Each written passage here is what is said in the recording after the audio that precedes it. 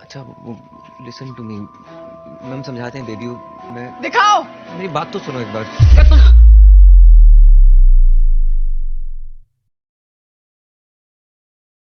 क्या आपको पता है कि जो यंगर जनरेशन है अभी की, जो कि 20 के नीचे की है या फिर 20 एज जिनकी भी है, उनको इसी उम्र में हेयर लॉस देखने को मिल रहा है। और ये नहीं कि कोई ऐसा वैसा हेयर लॉस उनको देखने को मिल रहा है जहाँ पे वो नॉर्वुड स्टेज 3 तक जा रहे हैं। मतलब कते बालों का चिन टपा का दमदम हो गया। लेकिन आखिर इतने कम उम्र में इनकी हालत ऐसी क्यों हो रही है? और अगर आप भी इन्हीं में से कोई हो then this video is for. तो रिसेंटली ट्राई ने एक स्टडी किया था जहाँ पे उनको पता चला कि 50% of Indian men are suffering from hair loss जिनकी एज 25। और 2026 में भी एक स्टडी हुआ था जहाँ पे पता चला था कि 25.89% of main below 21 have already reached stage 3 और beyond the Norwood scale। Basically ये एक ऐसा स्टेज है जहाँ पे आपके बाल बहुत ज्यादा थीन हो जाते हैं, जहाँ पे दवाई दे के भी बाल उगाना बहुत मुश्किल हो जाता है। यहाँ पे आपका स्कैल्प का एक्सपोजर बहुत ज्यादा हो जाता है, आप यूथफुल की जगह ओल्ड दिखने लगते हो। लेकिन जनरली जब ये चीज 30-31 में होनी चाहिए, ये 21 ईयर्स ओल्ड में देखने को मिल रही है इंडिया में, जो कि बहुत ज्यादा शॉकिंग है।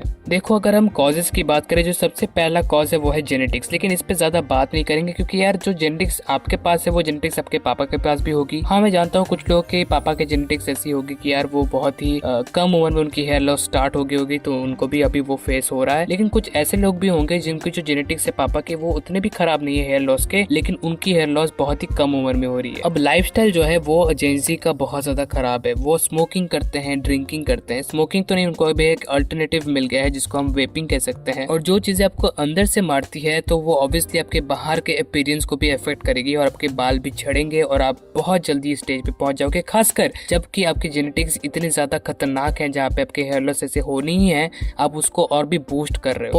पोर डाइट मतलब एक इस तरह का एक्सट्रीम डाइट जहाँ पे आप सिर्फ जंक फूड खा रहे हो या फिर ऐसे ही खाने खा रहे हो जो जिसमें बहुत ज्यादा तेल है। और ऐसे खाने ना एडिक्शन बन जाते हैं, बिकॉज इससे ना एक फील गुड हार्मोन सीक्रेट होता है और फिर आप खाते रहते हो। और जब ऐसा होता है ना, फिर ऑब्वियस सी बात है कि आपके बॉडी पे से इफेक्ट पड़ेगा और आपका हेयर लॉस भी होगा। वेल आपने ब्रायन जॉनसन वाला वीडियो तो जरूर देखा होगा जहाँ पे वो बीच में से उठ के चले जाते हैं because of the pollution and the air quality. तो जरा सोच के देखो कि कितनी खतरनाक क्वालिटी हो चुकी है। तो ये जो क्वालिटी है ना एयर की और जो वाटर की भी क्वालिटी है वो आपके हेयर लॉस का कारण बन सकती है। ओवर स्टाइलिंग भी एक रीजन हो सकता है, जहाँ पे जो स्प्रे है, वैक्स है, जो भी सारी चीजें हैं। इसलिए मैं ऐसे हेयर स्टाइल्स पसंद नहीं करता जिसमें बहुत ज्यादा स्टाइलिंग प्रोडक्ट्स की जरूरत पड़ती है। नहीं तो ये जो चीजें हैं ना जिनमें ये भी लिखते हैं कि एकदम 100% नेचुरल है, उसमें भी कुछ ना कुछ ऐसा होता है जो आपके हेयर को डैमेज कर सकता है। 100% कोई भी आपके बालों के लिए सेफ नहीं है। तो डोंट ओवर स्टाइल। और जब भी आप स्टाइलिंग प्रोडक्ट्स लगा रहे हो तो रात को प्लीज अपने बाल धो। आप अपने लिए क्या कर सकते हो अगर आप बहुत ज्यादा खतरनाक स्टेज पे पहुंच चुके हो? अगर आपका एकदम ही मुंडन हो चुका है तो आपको तो फिर ट्रांसप्लांट ही करना पड़ेगा या फिर हेयर सिस्टम लगाना पड़ेगा। लेकिन अगर आप लेटेस्ट स्टेज पे नहीं हो तो आप एक हेयर कंसल्टेशन ले सकते हो